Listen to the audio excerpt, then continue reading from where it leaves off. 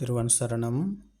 அதிக உருவத்துக்குரிய எங்களுடைய கல்யாண மித்ர குருநாதர் புத்தோத்பாதோ ஆரியன் வான்சவின் பாத நமஸ்காரம். இப்போது நாங்கள் பார்ப்போம், புத்த காலத்தில் பகவான் புத்தர் அவர்களை சந்தித்து ஒரு பிக்ஷு இப்படி கேட்கிறார், சுவாமி, ஒரு மனிதனுடைய ஆயுள் எவ்வளவு காலம் என்று.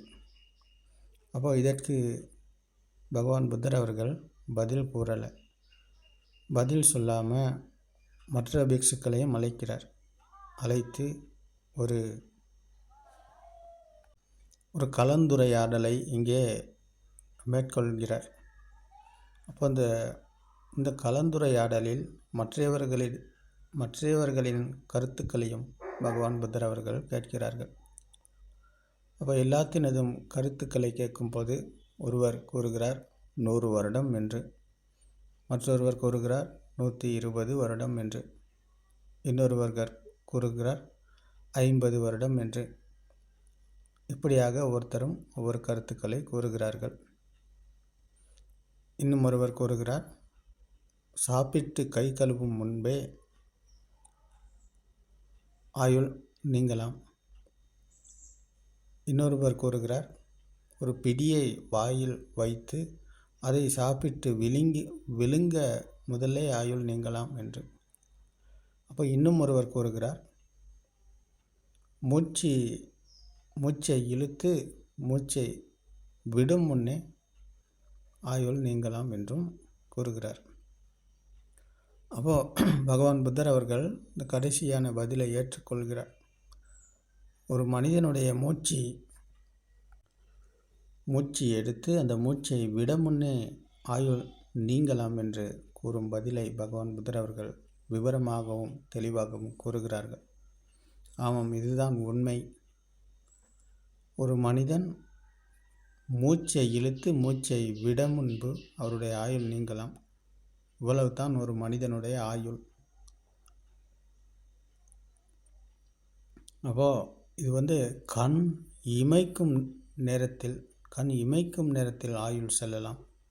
அப்போ இவ்வளவு தான் நாங்கள் வாழும் காலம் என்று பகவான் புத்தர் அவர்கள் போதிக்கிறார்கள். அப்போது இந்த நொடியில் தான் நாங்கள் வாழ்கிறோம், இந்த கணத்தில் தான் நாங்கள் வாழ்கிறோம். அப்போது இந்த கணத்தில் வாழும் இந்த மனிதன் 3 காலங்கள் உண்மையாக இருக்கிறது.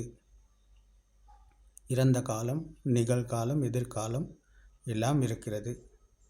அது 3 காலங்கள் இருக்கிறது என்று நினைத்து பிடித்து கொண்டிருக்கும் இந்த மனிதனுக்கு எல்லாம் இருக்கிறது. உலகம் இருக்கிறது, அம்மா அப்பா, வீடு வாசல், காசு தங்கம், வாகனம், பங்களா, சொத்து சுகம், உறவினர், நண்பர்கள் அப்படின்ட்டு எல்லாம் இருக்கிறது என்று நினைத்து பிடித்து கொண்டு அந்த பிடிப்புக்குள் 3 காலங்களுக்குள் வாழ்கிறார்.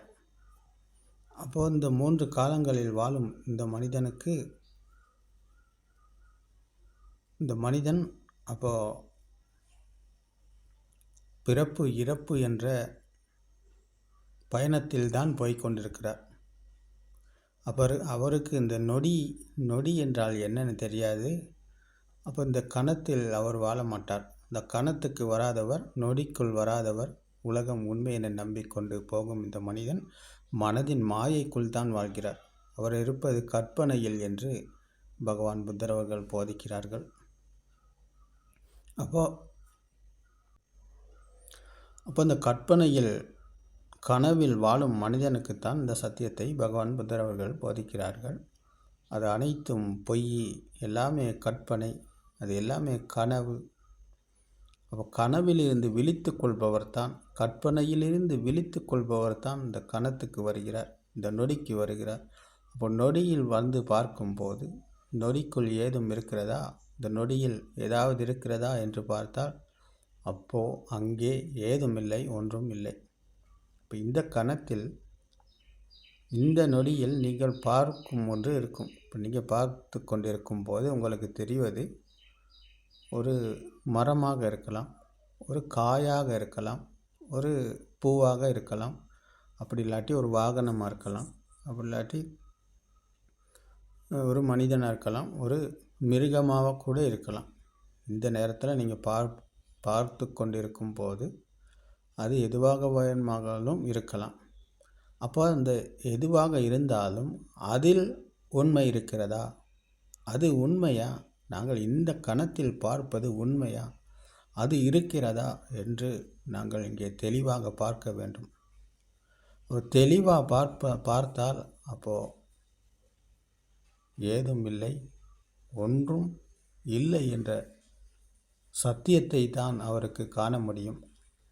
ஏனென்றால் பார்ப்பதில் உண்மை இல்லை, கேட்பதில் உண்மை இல்லை, உணர்வதில் உண்மை இல்லை என்ற சத்தியத்தை, நினைப்பதில் உண்மை இல்லை என்ற சத்தியத்தை பகவான் புத்தர் அவர்கள் போதிக்கிறார்கள்.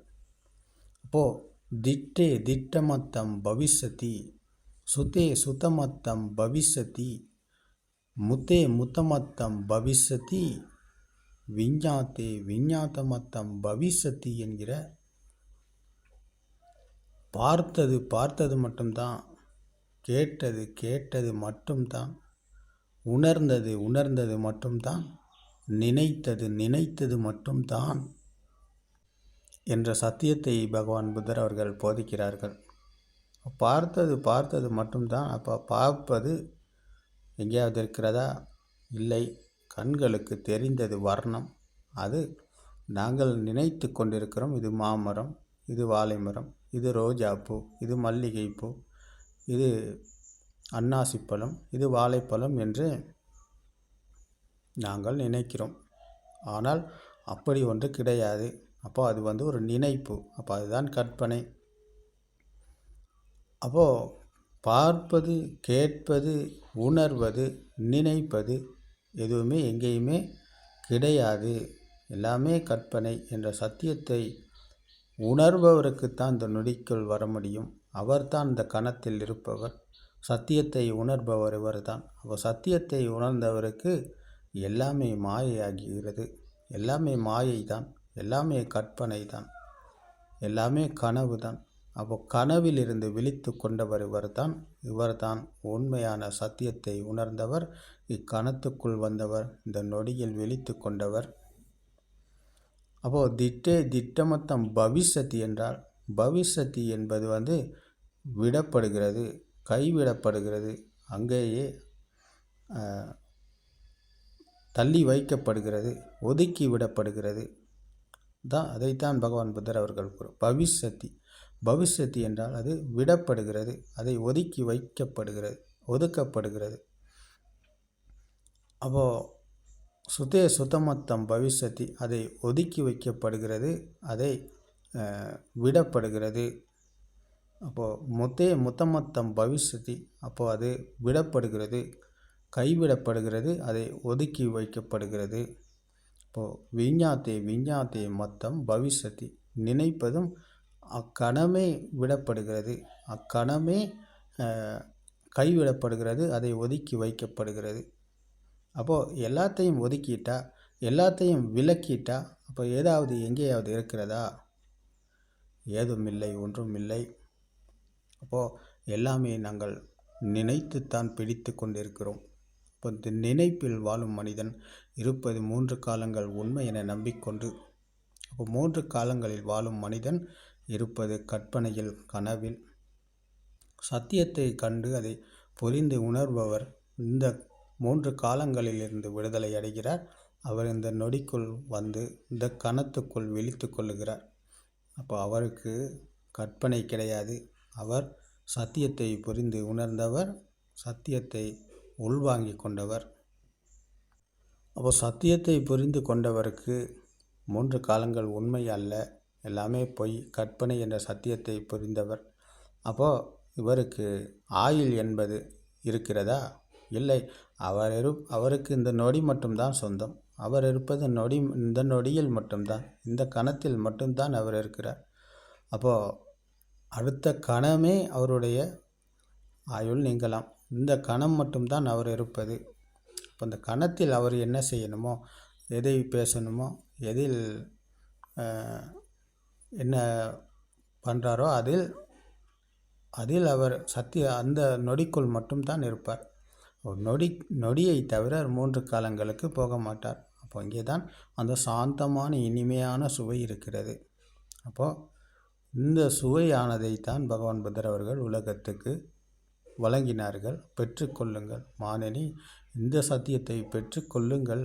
அப்போது நீங்கள் துன்பத்திலிருந்து, இந்த மனதின் மாயையிலிருந்து, கற்பனையிலிருந்து மீண்டு சத்தியத்தை புரிந்து உணர்ந்து சாந்தமான இனிமையான சுவையில் இருப்பீர்கள். இதுதான் நிர்வாண சுவை என்று பகவான் புத்தர் அவர்கள், வாருங்கள் இதை பெற்றுக்கொள்ளுங்கள் என்று பகவான் புத்தர் அவர்கள் அழைத்து இந்த சத்தியத்தை போதனை செய்தார். அப்போது இதை விட்டுட்டு தான் நாங்கள் இன்றைக்கி ஓடிக்கொண்டிருக்கிறோம். சத்தியத்தை விட்டுட்டு, சத்தியத்தை புரிந்து கொள்ளாமல், அதை உணர முயற்சி செய்யாமல் விட்டுட்டு நாங்கள் எங்கெங்கேயோ ஓடிக்கொண்டிருக்கிறோம். உண்மையை தேடுகிறோம். ஆனால் நாங்கள் இருப்பது கற்பனையிலிருந்து மீளாத ஒரு மனிதனுக்கு 3 காலங்களிலிருந்து மீள முடியாது. 3 காலங்களிலிருந்து விடுதலை அடையாட்டி அவருக்கு இந்த சத்தியத்தை புரிந்து உணர முடியாது. அவர் கர்மாவை சுமந்து கொண்டு கர்மத்துக்குள் வாழ்வார். அப்போது திட்டமத்தம் பவிஷ்யதி, காண்பது மட்டும்தான் அதை ஒதுக்கி விடப்படுகிறது, அது கைவிடப்படுகிறது. சுத்தமத்தம் பவிஷ்யதி, அது கேட்டது மட்டும்தான் அது ஒதுக்கி வைக்கப்படுகிறது, அதை கைவிடப்படுகிறது. அக்கணமே கைவிடப்படுகிறது. கேட்பது மட்டும்தான். சத்தத்துக்குள் இது ஹரிஹரனின் குரல், இது எஸ்பிபியின் குரல், இது சுசிலாம்மாவின் குரல், இது இனிமையாக இருக்கிறது, இது அழகாக இருக்கிறது, ஆனந்தமாக இருக்கிறது என்று கதை ஒன்று கிடையாது. கேட்டது மட்டும்தான். அது ஹரிஹரனும் கிடையாது, எஸ்பிபியும் கிடையாது, சுசிலாவும் கிடையாது. எல்லாமே வெறும் சத்தம் மட்டும்தான். சத்தத்துக்குள் ஏதாவது இருக்கிறதா? கேட்டது மட்டுமாக இருந்தால் சத்தத்துக்குள் ஏதாவது இருக்கிறதா? இல்லை, சத்தம் வெறும் சத்தம் மட்டுமே. அது இக்கணம் கேட்டது, முடிந்தது, அவ்வளவுதான். அது ஒதுக்கி விடப்பட்டது, கைவிடப்பட்டது. அப்போது இதே போலத்தான் வர்ணமும். காண்பது மட்டும்தான். இதில் ரோஜா, இது மல்லிகை, இது தாமரை, இது அன்னாசி அப்படின்ற கதை அங்கே இல்லை. காண்பது மட்டுமாக இருக்கிறது. அதற்குள் கற்பனை அல்ல, கற்பனை இல்லை. அப்போது அவ்விடமே இது கைவிடப்படுகிறது, அவ்விடமே இது ஒதுக்கி வைக்கப்படுகிறது. அப்போது இந்த கணத்துக்குள் தான் அவர் இருக்கிறார். அப்போது இந்த நொடிக்குள் இருக்கும்போது அந்த எண்ணங்களுக்கு வேல்யூ கிடையாது, எண்ணங்களுக்கு மதிப்பு கிடையாது.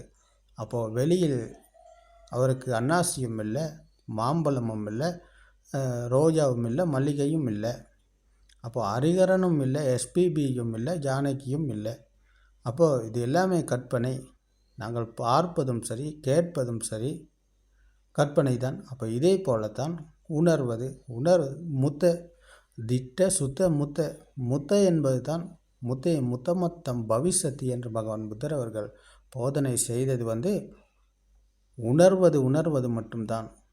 அப்போது முத்தமத்தம் பவிஷ்யதி, உணர்வது மட்டும்தான் என்றால் மூக்கு, நாக்கு, உடம்பு, இந்த 3ஐயும் தான் பகவான் புத்தர் அவர்கள் இங்கே முத்தமத்தம் பவிஷ்யதி என்று கூறுகிறார்கள். அப்போ இந்த 3 உற்பத்தி நிலையங்களை கூறுகிறார்கள். மூக்கு, நாக்கு, உடல். இந்த மூன்றாலும் நாங்கள் வாசனை மற்றும் துர்நாற்றத்தை மூக்கால் உணர்கிறோம். நாக்கால் நாங்கள் சுவையை உணர்கிறோம். உடம்பால் நாங்கள் உஷ்ணம், குளிர், இறுக்கமான, பாரமான தன்மைகளை உணர்கிறோம். அப்போ இந்த உணர்வு 3ஐயும் தான் முத்தமத்தம் பவிஷ்யதி என்று பகவான் புத்தர் அவர்கள் கூறினார்கள். அப்போது இந்த உணர்வுக்குள் நாங்கள் எதை சுவைத்தாலும், எதை எந்த வாசனையாக இருந்தாலும், எந்த ஸ்பரிசத்தை நாங்கள் பெற்றுக்கொண்டாலும், அனுபவித்தாலும் அது அக்கணமே கைவிடப்படுகிறது. எவ்வளோ பெரிய சுவையாக இருந்தாலும் இது இது எவ்வளோ இனிமையாக இருக்கிறது, என்ன சுவை இது, ஆச்சரியமான அற்புதமான சுவையாக இருக்கிறதே, இதை பெற்றுக்கொள்ளணும், இதை இன்னும் அதிகமாக சாப்பிடணும் அப்படின்ற எண்ணம் அவரிடம் கிடையாது. அவர் எல்லாத்தையும் துறந்தவர். இதுதான் துறவி. இவர்தான் நிரந்தரமான துறவி, இவர்தான் உண்மையான துறவி. அவ்விடமே இதை துறக்கிறார். இந்த துறப்பு தான் கைவிடப்படுகிறது.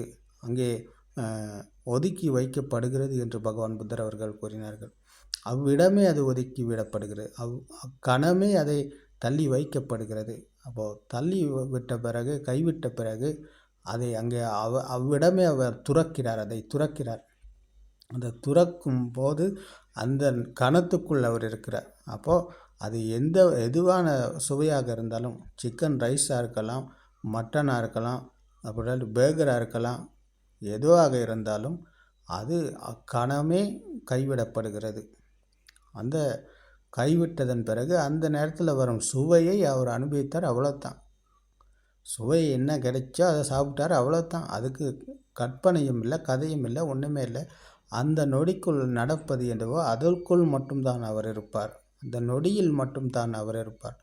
அப்போது அதுக்குள் கற்பனையும் இல்லை, கதையும் இல்லை, ஒன்றுமே இல்லை. அப்போது இந்த நொடிக்குள் இருக்கும் இவருக்கு அப்போ எதுவுமே உண்மையாகாது, எல்லாமே கற்பனை என்ற சத்தியத்தை உணர்ந்தவர் இவர் தான். அப்போ உணர்வுக்குள் இந்த மூக்கு, நாக்கு, உடம்பு என்ற இந்த உற்பத்தி நிலையங்களால் உள்நுழைந்தது எங்கேயும் இருக்க அவருக்கு. அப்போது வெளியிலும் இல்லை, மனசிலும் இல்லை. அப்போ வெளியிலும் இருந்து துறந்து விட்டார், மனதிலும் உள்ளதை துறந்து விட்டார், கற்பனையிலிருந்து மீண்டு விட்டார், சத்தியத்தை உணர்ந்து விட்டார். இவர்தான் உண்மையான துறவி என்று பகவான் புத்தர் அவர்கள் போதனை செய்தார்கள். அப்போது திட்ட சுத்த முத்த, அப்போது திட்டே திட்டமத்தம் பவிஷதி, சுதே சுதமத்தம் பவிஷதி, முத்தே முத்தமத்தம் பவிஷதி, விஞ்ஞாத்தே விஞ்ஞாத்தமத்தம் பவிஷதி. அப்போது நினைப்பு, அப்போது இந்த 5 உற்பத்தி நிலையங்கள் ஒன்றாக இணைந்தது தான் மனம். அப்போ மனதில் தான் நினைப்பு, எண்ணங்கள், கற்பனை வளர்ந்து ஓடிக்கொண்டிருக்கு இன்றைக்கி. இப்போ எல்லா மனதுக்கும் எண்ணங்கள் வருது போகுது, எல்லாருடைய மனதிலும் எண்ணங்கள் வருது போகுது. இது அலைகளை போல் அது தொடர்ந்து வந்து கொண்டு போய்கொண்டு தான் இருக்குது. இந்த அலைகளை போல் தொடர்ந்து வருகிறது. அப்போது இந்த ஆற்று நீர் பள்ளத்தை நோக்கி போவது போலையும் ஓடிக்கொண்டே இருக்குது. இதற்கு முடிவு இல்லை. அப்போது முடிவில்லாத அந்த மன ஓட்டத்திலிருந்து சத்தியத்தை புரிந்து கொண்டவருக்கு, மனதிலிருந்து மீண்டவருக்கு, மனதுக்கு வரும் எண்ணங்களிலும் உண்மை இல்லை என்ற சத்தியத்தை அவர் கையாளுகிறார், காண்கிறார், புரிந்து அவர் உணர்கிறார். அப்போது 5 உற்பத்தி நிலையங்கள் ஒன்றாக இணைந்தது தான் மனது. அப்போது அது இணையாவிட்டால் மனம் என்று இங்கே ஒன்று இல்லை. அப்போ இணைந்ததனால் உருவானது தான் உலகம். அப்போ பார்ப்பது, கேட்பது, உணர்வது எல்லாமே மனம்தான். முதலில் சத்தியத்தை காண்பவர் இது எல்லாமே மனம்தான் என்று உணர்கிறார். வெளியில் ஏதும் இல்லை, ஒன்றும் இல்லை என்ற சத்தியத்தை புரிந்து உணர்கிறார். அப்போ உணர்வும் போது அவர் சத்தியத்தை காண்கிறார், சத்தியத்தை உணர்கிறார். அதுதான் சம்மாதிட்டி, அதுதான் சத்திய ஞானம். இப்போ சத்திய ஞானம் அடைந்தவர் தான் கிருத்திய ஞானம் வழியாக இந்த மனதிலும் இருந்து மேலே அவர் நடைமுறையில் கையாண்டு பார்க்கும்போது மனதிலும் உண்மை இல்லை, அது வெறும் எண்ணங்கள் வருது போகுது அலைகளைப் போல. அப்போது அதுக்கு வேல்யூ ஒன்றும் இல்லைன்னு சொன்னால், அதுக்கு ஒரு மதிப்பு இல்லைன்னு சொன்னால், இப்போ அன்னாசி என்கிற போது அது சத்தமும் வர்ணமும் இணைந்தது. அப்போ அது வெளியில் இல்லை, அப்போ மனசில் இருக்கா? இல்லை. அப்போ வாழைப்பழம் என்பது சத்தமும் வர்ணமும் இணைந்தது, அது வெளியில் இருக்கா? இல்லை. அப்போ மனதில் இருக்கா? மனதிலும் இல்லை. அப்போ இந்த நொடியில் ஏதாவது மனசில் இருக்கா? அப்போது அதுதான் நாங்கள் கூறினோம், இந்த நொடியில் நாங்கள் பார்ப்பது எதுவாக இருந்தாலும் அது வெளியில் இருக்கா இல்லை மனசில் இருக்கா? இல்லை, வெளியிலும் இல்லை, மனசிலும் இல்லை. அப்போ நொடியில் என்ன இருக்குது? இந்த நொடிக்குள்ளே இந்த கணத்தில் என்ன இருக்குது அப்படின்னு பார்த்தா இந்த கணத்தில் எதுவுமே இல்லை, ஒன்றுமே இல்லை. இந்த கணத்துக்குள் ஒன்றுமே இல்லை, எதுவுமே இல்லை. அப்போ இதை விட்டுட்டு தான் இந்த கணத்திற்குள் சத்தியத்தை காணாமல் தான் நாங்கள், சத்தியத்தை இந்த கணத்துக்குள் உணராமல் தான், இந்த நொடிக்குள் நாங்கள் வராமல் தான் நாங்கள் மனதின் மாயைக்கு அகப்பட்டு போய்கொண்டிருக்கோம். அப்போ இந்த மனதின் மாயைக்கு அகப்பட்டு போய்கொண்டு இருக்கும் மனிதனுக்கு இந்த நொடி என்றால் என்னன்னு தெரியாது, இந்த கணம் என்றால் என்னன்னு தெரியாது. அவர் மனதின் மாயைக்குள் அகப்பட்டு போய்கொண்டிருப்பார். அவர் 3 காலங்களில் வாழ்வார். அவர் இருப்பது அப்போ கற்பனையில், கனவில். அப்போ அவருக்கு நிஜம்னா என்னன்னு தெரியாது, நிஜம்னா என்னன்னு தெரியாது. அவர் நிஜத்தை அவர் சந்திக்கலை, அவர் பொய்யில் தான் இருக்கிறார். பொய்யான வாழ்க்கையை வாழ்பவர் இவர். உம்மந்தக்க இவர்தான் அஸ்ருதவத் புதக்ஜன உம்மந்தக. அஸ்ருதவத் புத்தக்ஜன உம்மந்தக பூமியில் வாழும் மனிதன் இவர் தான். அப்போ இவருக்கு உண்மை என்னன்னு தெரியாது. கற்பனையில் வாழ்வார், கனவில் வாழ்வார். அவர் கர்ம பூமியில் இருப்பார்.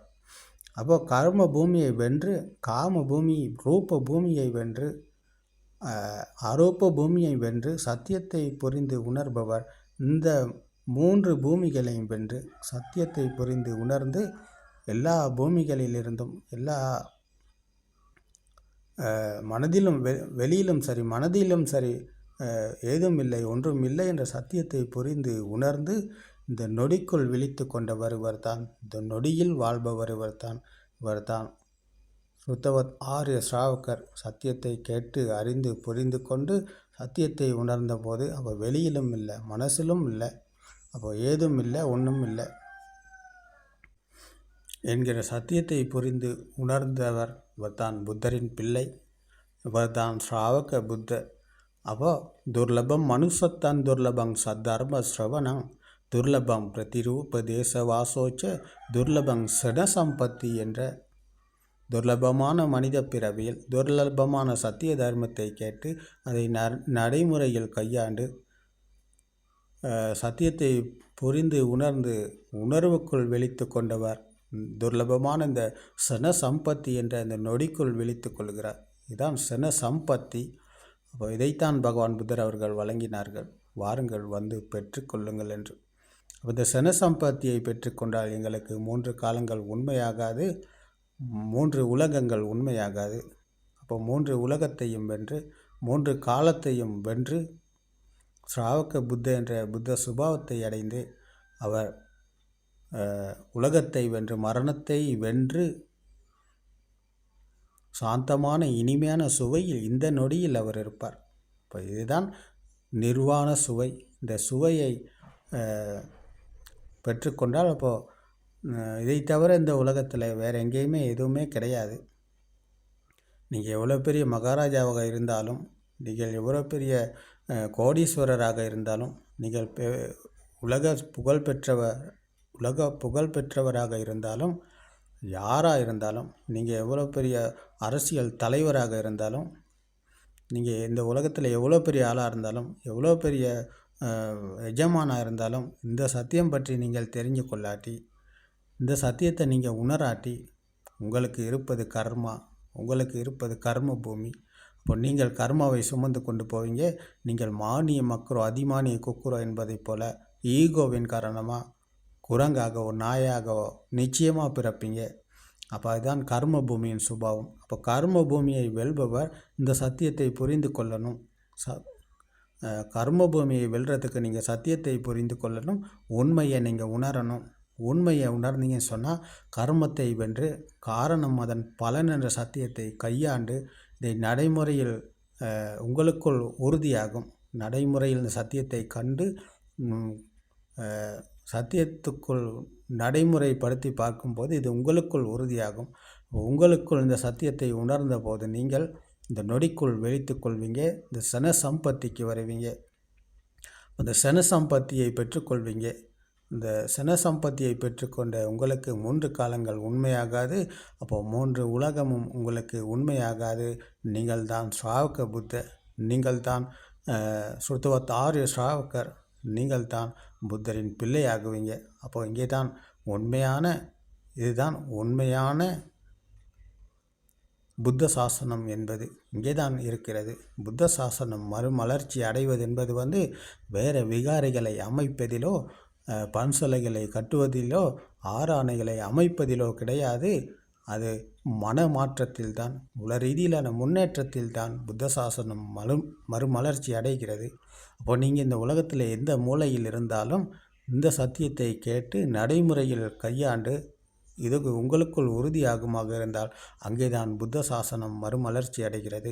இந்த உலகில் எங்கே நீங்கள் இருந்தாலும் அங்கே புத்த சாசனம் மறுமலர்ச்சி அடைகிறது. அப்போது நீங்கள் பார்ப்பதிலும் சரி, கேட்பதிலும் சரி, உணர்வதிலும் சரி, நினைப்பதிலும் சரி, எல்லா உற்பத்தி நிலையங்களிலிருந்தும் விடுதலை அடைந்து 6 உற்பத்தி நிலையங்களிலிருந்தும் விடுதலை அடைந்து உலகை வென்று மரணத்தை வெல்வீங்க. அப்போ இதைத்தான் பகவான் புத்தர் அவர்கள் போதித்தார்கள். சலாயத்தன லோகோ லோகோ சலாயத்தன நிரோதோ நிப்பானோ என்று. அப்போது 6 உற்பத்தி நிலையங்களால் உருவானது தான் உலகம். அப்போ அந்த 6 உற்பத்தி நிலையங்களிலிருந்து மீண்டால் நாங்கள் உலகை வெல்வோம், மரணத்தை வெல்வோம். இதுதான் நிர்வாணம் என்று பகவான் புத்தர் அவர்கள் கூறினார்கள். அப்போ இந்த நிர்வாண சுவையை பெற்றுக்கொண்ட உங்களுக்கு ஏதாவது இருக்கிறதா? எங்கேயாவது ஏதாவது இருக்கிறதா? இல்லை, ஏதும் இல்லை, ஒன்றும் இல்லை என்ற சத்தியத்தை தான் நீங்கள் புரிந்து கொண்டீர்கள். அப்போது புரிந்து கொண்ட விடயம் புரிந்து கொண்ட விடயத்தை உணர்ந்து இந்த நொடிக்குள் விழித்து கொள்ளும் போது சனசம்பத்தி என்ற இந்த சன என்கிற இந்த கணத்துக்குள் நீங்கள் விழித்து கொள்கிறீங்க. அப்போ இந்த கணத்துக்குள் ஒன்றும் இல்லை, எதுவும் இல்லை. அப்போது கணத்துக்குள் இருக்கும் நீங்கள் இருக்கிறீங்களா? இல்லை. இந்த கணத்துக்குள் இருக்கும் நீங்களும் இல்லை. அப்போ நீங்கள் எல்லாமே இருக்கிறது என்ற துஷ்டியில் தான் நீங்கள் இருந்தீங்க. அப்போ எல்லா துஷ்டியிலிருந்தும் மீண்ட போது அப்போ நீங்களும் இங்கே இல்லை. அப்போ இதுதான் பகவான் புத்தர் கூறிய பரம சத்தியம். இந்த பரம சத்தியத்தை, இந்த காம்பீரமான பரம சத்தியத்தை பகவான் புத்தர் அவர்கள் வழங்கினார்கள். வாருங்கள், வந்து பெற்றுக்கொள்ளுங்கள் என்று. அப்போது நீங்களும் இந்த துர்லபமான பரம சத்தியத்தை கேட்டு நடைமுறையில் கையாண்டதை உறுதி செய்வீர்களானால், இது உங்களுக்குள் உறுதியாகுமாக இருந்தால் அங்கே புத்த சாசனம் மறுமலர்ச்சி அடையும். கர்ம பூமியை வென்று சுத்தவத்தாரிய ஸ்ராவகரான நீங்கள் இந்த சனசம்பத்தி என்கிற இந்த நொடிக்குள் விழித்து கொள்வீங்க. இந்த நொடியில் சத்தியத்தை உணர்வீங்க. ஒரு நொடிக்குள் இருக்கும் உங்களுக்கு கற்பனை கிடையாது. கனவில் வாழ மாட்டீங்க, கற்பனையில் வாழ மாட்டீங்க. உங்களுக்கு எதிர்காலம் என்பது கிடையாது, நிகழ்காலம் என்பது கிடையாது, இறந்த காலம் என்பது கிடையாது. இந்த நொடிக்குள் விழித்து கொண்ட சுத்தவத் ஆரிய ஸ்ராவகர், புத்த ஸ்ராவகர், ஸ்ராவக புத்தர் என்பவர் நீங்கள் தான். இப்போ இதுதான் பகவான் புத்தர் அவர்கள் கூறினார்கள். சித்த விமுக்தி, சேத விமுக்தி என்று மனதிலிருந்து விடுதலை அடைந்த சுபாவம். இதுதான் லிபரேஷன் ஆஃப் மைண்ட் என்று கூறினார்கள். அப்போது இந்த மைண்டிலிருந்து, எண்ணங்களிலிருந்து விடுதலை அடைந்த சுபாவம், உலகை வென்ற சுபாவம், மரணத்தை வென்ற சுபாவம். அப்போது நீங்கள் இந்த ஆகாயத்தில் பறக்கும் பறவையை போல சுதந்திரமாக பரவிறீங்க, சுதந்திரமாக பறப்பீங்க. அப்போ உங்களுக்கு ஒரு எல்லை கிடையாது, உங்களுக்கு ஒரு ரோடு கிடையாது, உங்களுக்கு ஒரு கூடு இல்லை. அப்போது இந்த கூட்டிலிருந்து வெளிவந்து ஆகாயத்தில் பறக்கும் பறவையை போல சுதந்திரமாக பறப்பீங்க. நீங்கள் இருப்பது ஆனந்தத்தில், மகிழ்ச்சியில், புன்னகையில். உங்களுக்கு எது இருந்தாலும் ஒன்று தான், இல்லை என்றாலும் ஒன்று தான். எது நடந்தாலும் ஒன்று தான், எது நடக்காட்டியும் ஒன்று தான். நீங்கள் இருந்தாலும் ஒன்று தான், இல்லை என்றாலும் ஒன்று தான் என்ற சத்தியத்தை புரிந்து உணர்ந்து பிரத்யக்ஷம் அடையும் போது அந்த பறவையை போல சுதந்திரமாக பறப்பீங்க. உங்களுக்கு எந்த ஒரு துஷ்டியும் கிடையாது. இதுதான் நிம்மதி. இங்கே தான் நிம்மதி பெருமூச்சு விடப்படுகிறது. இங்கே தான். அப்போது இதற்குள் துஷ்டி இல்லை. துஷ்டியிலிருந்து மீண்டு சத்தியத்தை புரிந்து உணர்ந்து சத்தியத்துக்குள் விழித்து கொண்ட போது அந்த பறவையை போல் சுதந்திரமாகுங்கிறீங்க, லிபரேஷன் ஆகுறீங்க. மைண்ட்லேருந்து லிபரேஷன் ஆகுறீங்க. மனதிலேருந்து விடுதலை அடைகிறீங்க. அப்போது மனதுக்கு வரும் எண்ணங்களுக்கு நீங்கள் சொந்தக்காரர் கிடையாது. பார்ப்பது நீங்கள் அல்ல, கேட்பது நீங்கள் அல்ல, உணர்வது நீங்கள் அல்ல, நினைப்பதும் நீங்கள் அல்ல. அப்போ உற்பத்தி நிலையங்களிலிருந்து விடுபடுறீங்க, உற்பத்தி நிலையங்களிலிருந்து விடுதலை அடைகிறீங்க. அப்போது சித்தேன நியத்தி லோகோ சித்தேன பரி கசத்தி என்ற பகவான் புத்தர் அவர்கள் கூறிய இந்த மனதில் உருவான உலகம். அப்போ மனதை வென்றபோது உலகத்தை வெல்கிறார் இவர். அப்போது இவர் தான் அந்த மனதை வென்றவர். மனதை வென்றவருக்கு மீண்டும் மனம் உண்மையாகாது, எண்ணங்கள் உண்மையாகாது. அப்போ இது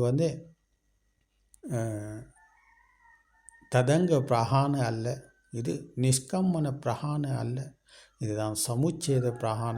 இது முற்றுமுழுதாக விடுதலை அடைந்த சுபாவம். இது தற்காலிகமான விடுதலை கிடையாது. இது கொஞ்ச நேரத்துக்கான விடுதலை கிடையாது, கொஞ்ச நேரத்துக்கான விமோச்சனம் கிடையாது. இதுதான் நிரந்தரமான விமோச்சனம், நிரந்தரமான விடுதலை என்று பகவான் புத்தர் அவர்கள் இதை கூறினார்கள்.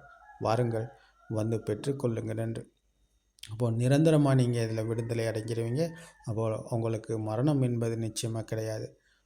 மரணத்தை வென்று, உலகை வென்று, புத்த சுபாவம் அடைந்து உங்களுடைய மூச்சு நிற்கும் வரை இந்த பயணம் உங்களுடைய செயல்பாடுகள் நடக்கும். அப்போ செயலுக்கு சொந்தக்காரர் இல்லை, கண்களுக்கு தெரிவது இல்லாமல் போகாது. அது வழக்கம் போல் தெரியும். காதுக்கு கேட்பது கேட்காமல் போகாது, அது வழக்கம் போல் கேட்கும். இது ஹரிஹரன், இது எஸ்பிபி, இது ஜானகி என்று உங்களுக்கு தெரியும். ஆனால் தெரிந்து கொண்டதில் உண்மை இல்லை என்ற சத்தியத்தை உணர்ந்த உங்களுக்கு அது உண்மையாகாது. அது எதுவுமே உண்மையாகாது. அப்போ உண்மையை உணர்ந்தவருக்கு எல்லாமே மாயை என்ற சத்தியத்தை உணர்ந்தவர் இவர். அப்போது உணர்வுக்குள் இருக்கும்போது அது எதுவுமே கேட்காமல் இருக்காது, எல்லாமே கேட்கும். அப்போ நீங்கள் உங்களுக்கு தெரிஞ்சது எதுவுமே தெரியாமல் போகாது. நீங்கள் ஒரு முட்டாளாக அல்ல நீங்கள் வாழ்வீங்க. எல்லாம் அறிந்த நீங்கள் இந்த சத்தியத்துக்குள், இந்த கணத்துக்குள் இருக்கும் நீங்கள் ஒரு சாமானியமான மனிதனைத்தான் வாழ்வீங்க. அதில் எந்த ஒரு மாற்றமும் கிடையாது. பார்ப்பது எல்லாமே தெரியும், கண்களுக்கு எல்லாமே தெரியும். இது மாமரம், இது வாழை மரம், இது ரோஜா, இது மல்லிகை, இது அம்மா, இது அப்பா, எல்லாமே கண்களுக்கு தெரிவது வழக்கம் போல் தெரியும். அப்போ அங்கங்கே எப்படி அவ்விடத்தில் நீங்கள் எந்த முறையில் நடந்து கொள்ளணுமோ அது கண்டிப்பாக அந்த முறையில் நீங்கள் நடந்து கொள்வீங்க. அது சாமானியமான மனிதனுடைய செயல்பாடாகத்தான் உங்கள்கிட்ட இருந்தும் இருக்கும். ஆனால் அது உண்மையாகாது. அங்கே நடந்து கொண்ட விதம் அவ்விடத்திலேயே நீங்கள் கைவிடப்படுகிறது. அப்போது உங்களுடைய கடமை என்னவோ, அந்த இடத்துல நீங்கள் எப்படி நடந்து கொள்ளணுமோ, உங்களுடைய கடமை என்னவோ அதை மட்டும் நீங்கள் அந்த கணத்தில் செய்வீங்க. அதுக்கு மேலே உங்களுக்கு அங்கே கற்பனையோ கதையோ கிடையாது. அப்போது உங்களுக்கு ஒரு தாய் தகப்பன் இருந்தால் அவங்களுக்கு அவங்களை நீங்கள் கவனிக்கணுமா இருந்தால், அவங்கள நீங்கள் பாதுகாக்கணுமா இருந்தால், அவங்களை நீங்கள் பராமரிக்கணுமா இருந்தால், அவர்களுக்கு நோய் வாய்ப்படும் போது அவர்களுடைய மருந்துகளை பெற்றுக் கொடுக்கணுமா இருந்தால், அவர்களுக்கு உணவுகளை பெற்றுக் கொடுக்கணுமா இருந்தால், அவர்களுக்கு துணிமணிகளை பெற்றுக் கொடுக்கணுமா இருந்தால், உங்களுடைய கவனம் அவர்கள் மேலே இருக்கணுமா இருந்தால், அதெல்லாம் நீங்கள் கண்டிப்பாக செய்வீங்க. அதெல்லாம் விட்டுட்டு நீங்கள் எங்கேயும் காட்டுக்கு ஓட மாட்டீங்க. நீங்கள் காட்டுக்கு ஓடணுன்ற அவசியம் இல்லை. சத்தியத்தை புரிந்து கொண்டவர் காட்டிலும் இருந்தால் ஒன்று தான், வீட்டில் இருந்தாலும் ஒன்று தான், எங்கே இருந்தாலும் ஒன்று தான். சத்தியத்தை புரிந்து கொண்ட போது அவர் மனமாற்றம் அடைகிறார், உள ரீதியிலான முன்னேற்றம் அடைகிறார். அப்போ இதற்கு நாங்கள் எங்கேயுமே போக வேண்டிய அவசியம் இல்லை. இருக்கும் இடத்திலே இருந்து கொண்டு சத்தியத்தை புரிந்து கொள்ளலாம். அப்போ சத்தியத்தை புரிந்து உணர்ந்ததன் பிறகு அவர் வழக்கம் போலத்தான் இருப்பார். வழக்கம் போல் எல்லா செயல்களும் நடக்கும். வேலைக்கு போவார். கம்பெனியில் என்ன வேலை செய்கிறாரோ அவர் கூலி தொழிலாக இருக்கலாம். அவர் ஒரு வேலை பார்ப்பவராக இருக்கலாம். அவர் ஒரு உயர் அதிகாரியாக இருக்கலாம். அவர் எந்த நிலையில் இருந்தாலும் அவருடைய செயல்பாடு அதுவாக இருக்கும்.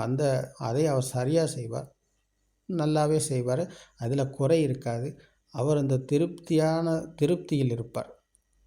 அவர் அதை விட்டுட்டோம், இது சரியில்லாமல் போச்சு, அதை அப்படி செஞ்சிட்டோமே இப்படி செஞ்சிட்டோமே வருத்தத்துக்குள்ளே அவர் இருக்க மாட்டார். எல்லா வருத்தத்திலிருந்தும் மீண்டவர் இவர் தான்.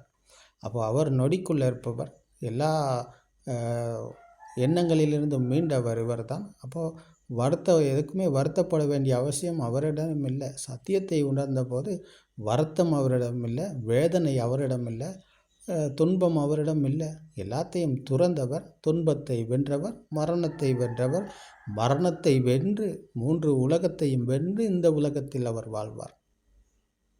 இதுதான் புரிந்து கொண்ட தன்மை. சத்தியத்தை புரிதலினூடாக பெற்றுக்கொண்ட தன்மை தான்.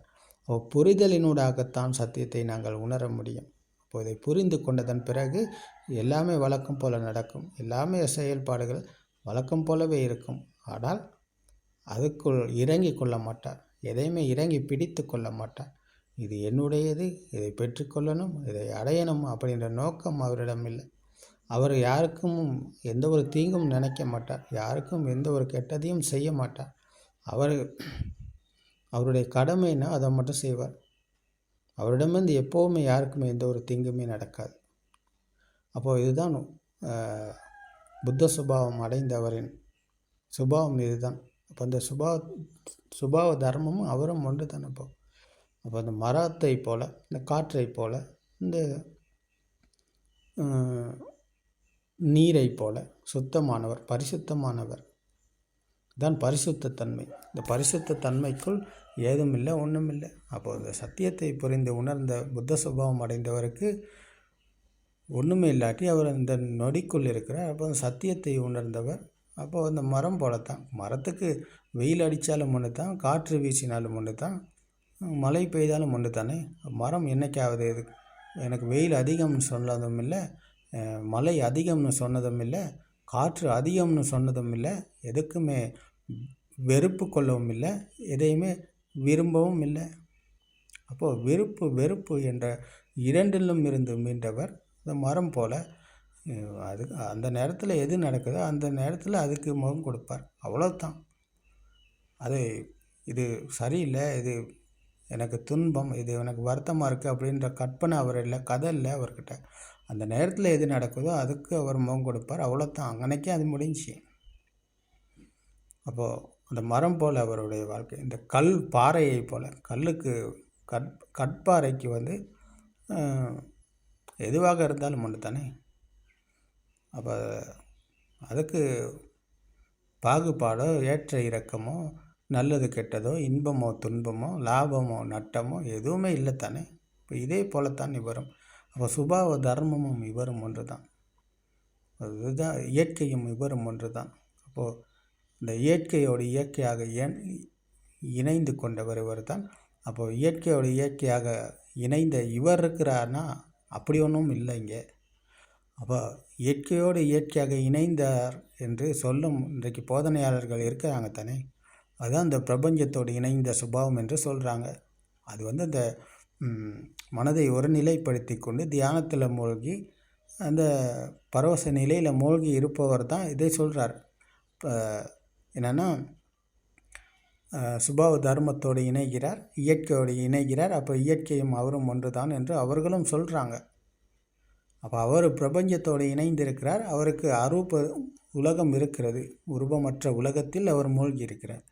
ஆனால் இவர் எல்லா உலகத்தையும் வென்று இந்த உலகில் வாழ்கிறார். இதுதான் சத்தியத்தை புரிந்து உணர்தலின் ஊடாக வரும்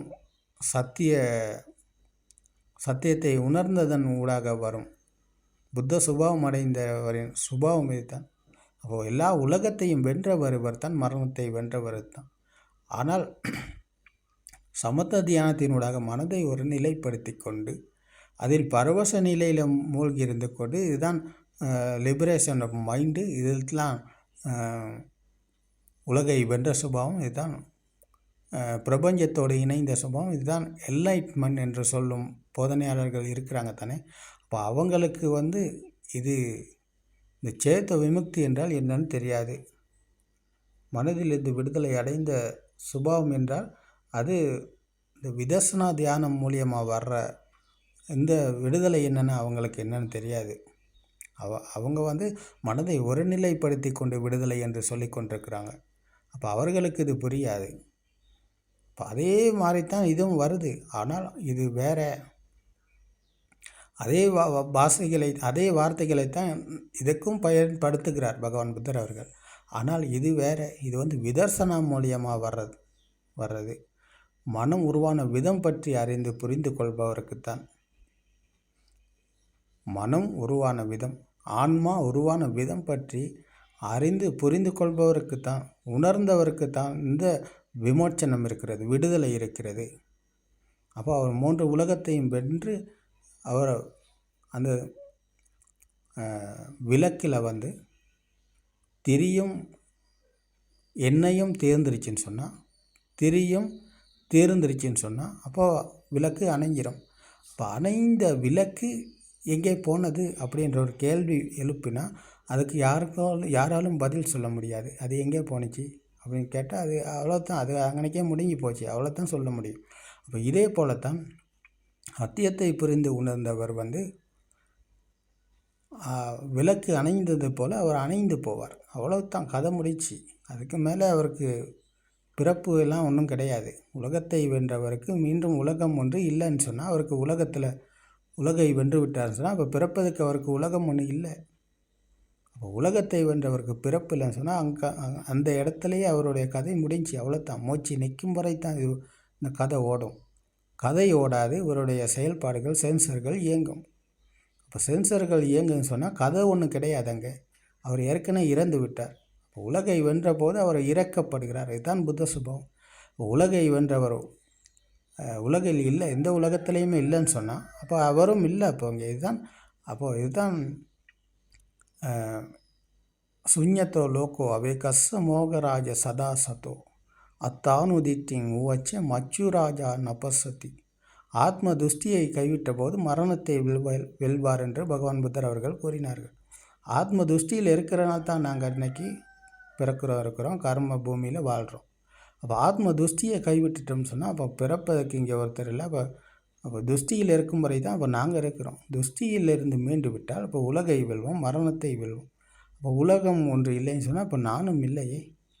உலகத்தை வென்றபோது நானும் இல்லைன்னு சொன்னால் அப்போ எனக்கு பிறப்பதற்கு எங்கேயாவது உலகம் இருக்கா? இல்லை. உலகை வென்றபோது புத்த சுபாவம் அடைகிறார். புத்த சுபாவத்துக்குள் ஒருத்தர் இருக்கிறாரா? இல்லை.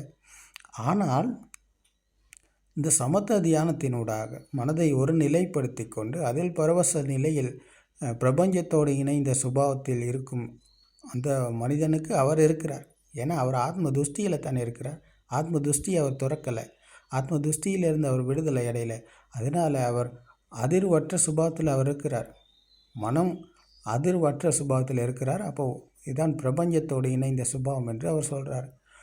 அது அந்த அரூப தியானத்தில் இருக்கிறனால உருவமற்ற உலகத்தில் அவர் மூழ்கி இருக்கிறார்.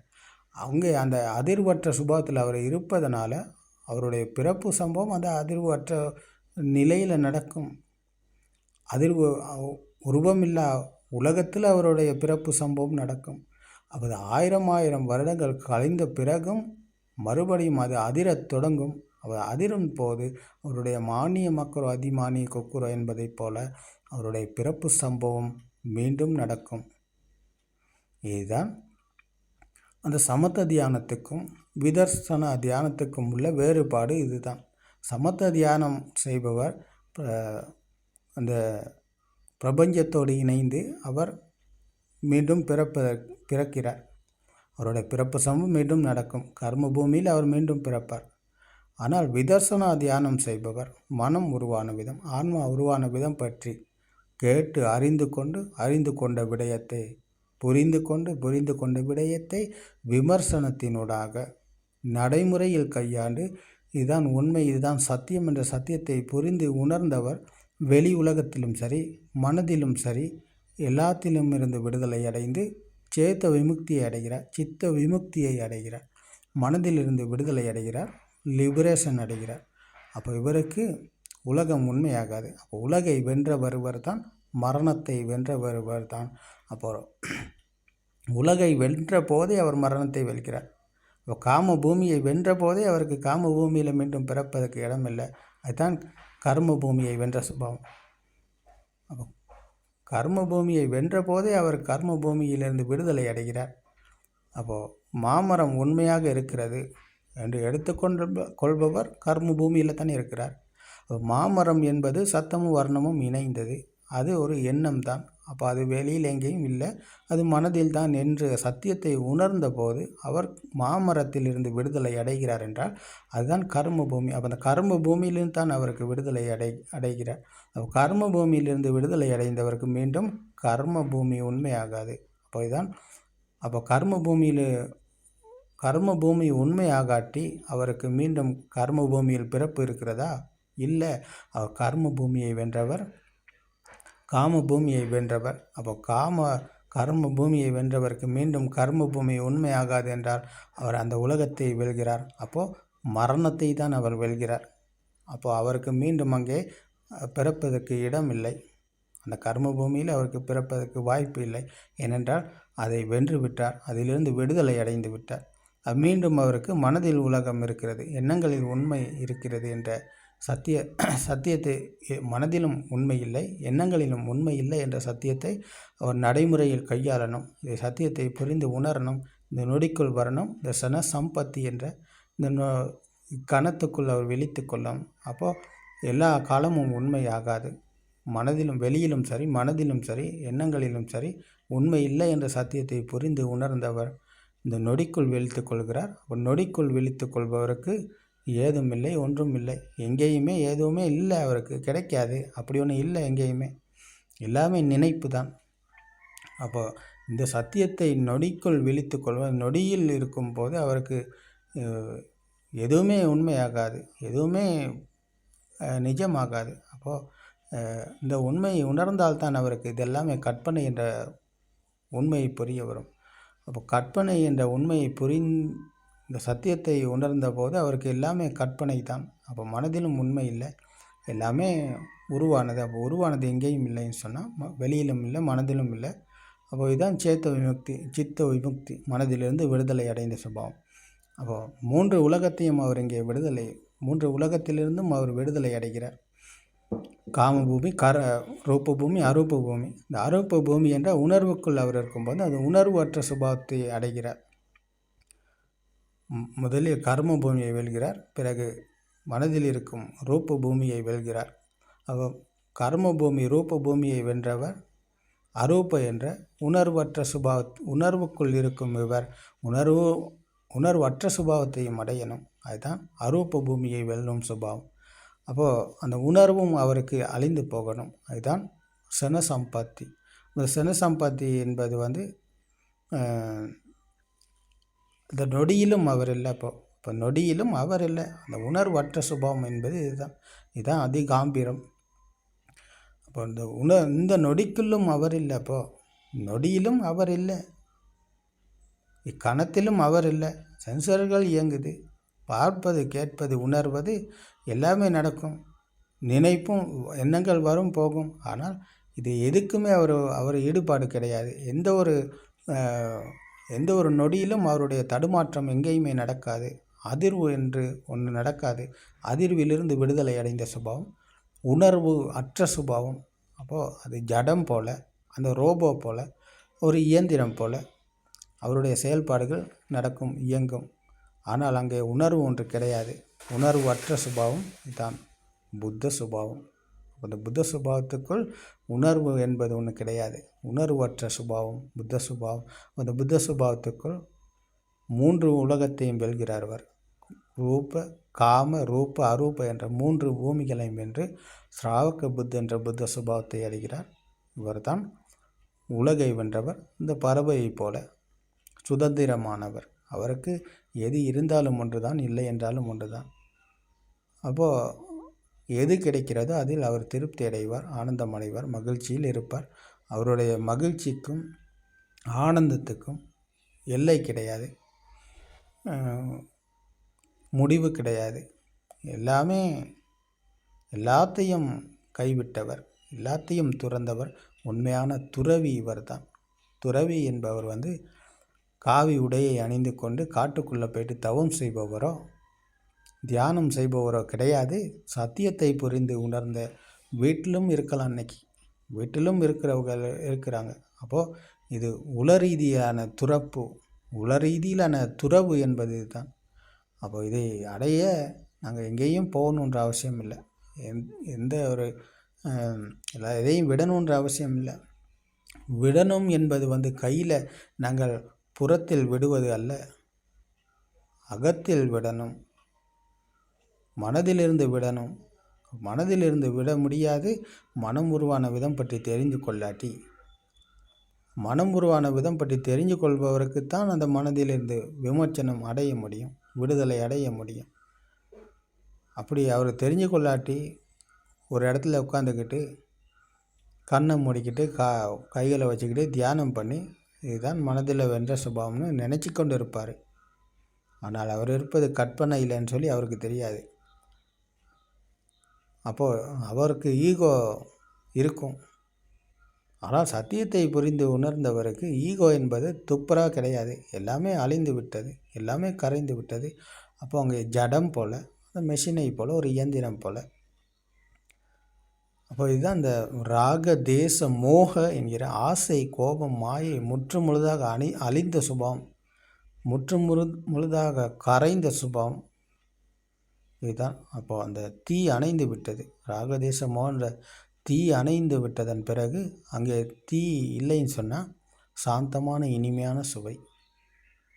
அப்போ அந்த சுவையை தான் பகவான் புத்தர் அவர்கள் வழங்கினார்கள். வாருங்கள், வந்து பெற்றுக்கொள்ளுங்கள் என்று. அப்போ அந்த சுவையை அடைந்தால் எங்களுக்கு உலகை வெல்ல முடியும், மரணத்தை வெல்ல முடியும். அப்போது சலாயத்தன லோகோ லோகோ சலாயத்தன நிரோதோ நிப்பானோ. 6 உற்பத்தி நிலையங்கள் தான் உலகம். அப்போது உலகை வென்றவர் 6 உற்பத்தி நிலையங்களிலிருந்து விமோச்சனம் பெறுகிறார், விடுதலை அடைகிறார். அப்போது மரணத்தை வெல்கிறார். இவர்தான் புத்தரின் பிள்ளை, ஸ்ராவக புத்தர் இவர்தான். அப்போது இதுதான் இன்றைக்கு இந்த உலகத்துக்கு தேவைப்படுகிறது. அப்போது இது இல்லாதனால்தான் இன்றைக்கு உலகமே போட்டி, பொறாமை, பழிவாங்கல், திருக்குசு, கப்படித்தனம், வஞ்சகம், இந்த மாதிரி ஏகப்பட்ட துஷ்டிகள் நிரம்பி இருக்குது. அப்போ அதிலிருந்து மீளத்தான் நாங்கள் சத்தியத்தை புரிஞ்சு கொள்ளணும். சத்தியத்தை புரிஞ்சு கொண்டால் எல்லா துஷ்டியிலிருந்தும் மீண்டு ராக தேச மோக என்கிற ஆசை, கோபம், மாயிலிருந்து மீண்டு அது தீயிலிருந்து விடுதலை அடைந்து சாந்தமான இனிமையான சுவையை அடைய முடியும்.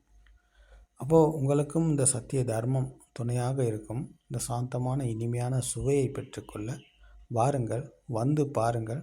உங்களாலும் இதை புரிந்து கொள்ள முடியும். திருவன் சரணம்.